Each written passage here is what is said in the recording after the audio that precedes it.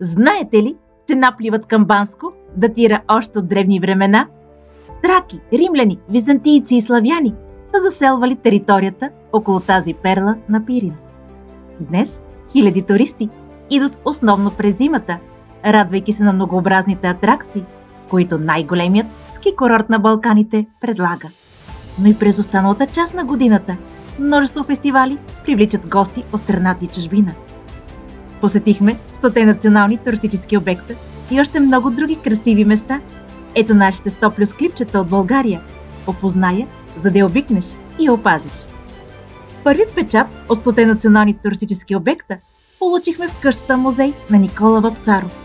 Домът, в който поетът е израснал и чието стаи все още пазят духа на времето.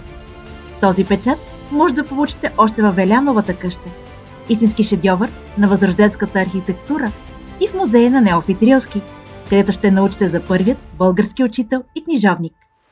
Банско е не само зимен курорт, а място, където всяка каменна уличка разказва легенда. И както пчелите пазят природата, нека и ние опазим България.